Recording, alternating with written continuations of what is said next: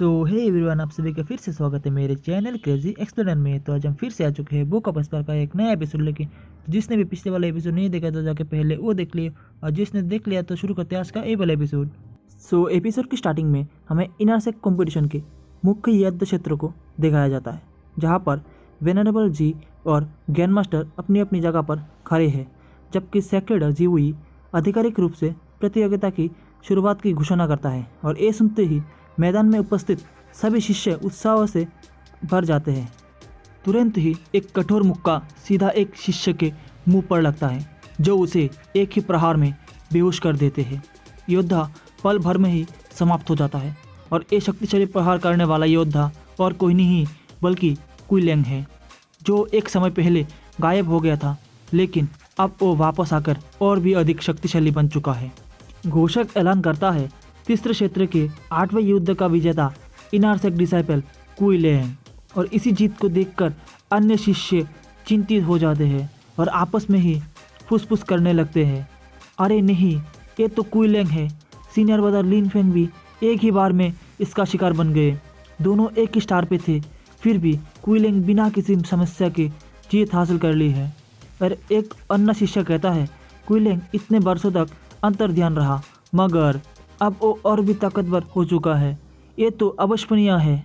इसी दौरान एक अन्य युद्ध भी समाप्त हो जाता है, जिस पर यूलिंग अपने प्रतियोगी को बेहद ही आसान तरीके से हरा देती है।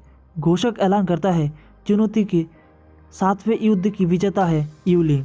यूलिंग बिना किसी भावना के युद्ध क्षेत्र से बाहर चली जाती है। जाते समय उसकी नज़र लीजू पर पड़ती है, जो अपने युद्ध को बेहद ही आसानी से जीत चुका होता है। घोषक अनाउंस करता है, 9वें रिंग के 7वें युद्ध का विजेता लीजू। इसी तरह अन्य घोषणा भी होती है, जहां पर 8वें रैंक के 7वें युद्ध का विजेता हु मेयर, पहले रिंग के 13वें युद्ध का विजेता गुयू।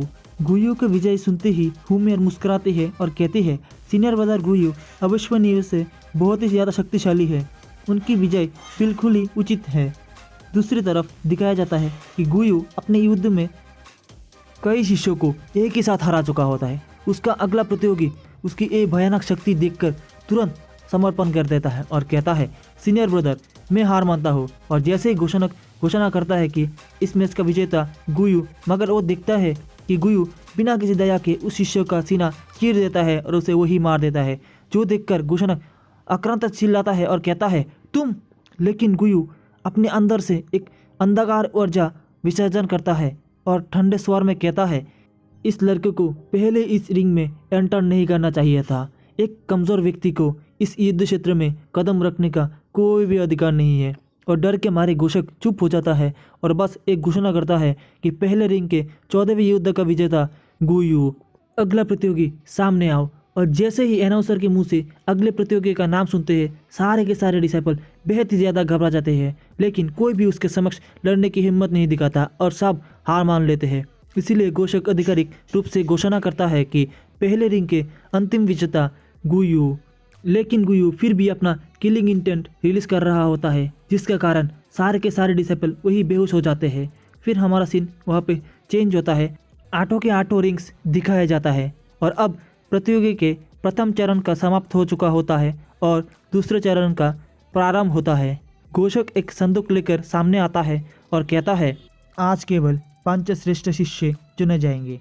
हर एक शिष्य को इस संदूक से एक स्लिप निकालना पड़ेगा, जो उनका प्रतियोगी तय करेगा। और अब अनाउंसर के ये सब कहने के बाद ही सारे के सारे डिसाइपल लाइन लगा कर खड़े हो जाते हैं और एक एक करके स्लिप निकालने लगते हैं।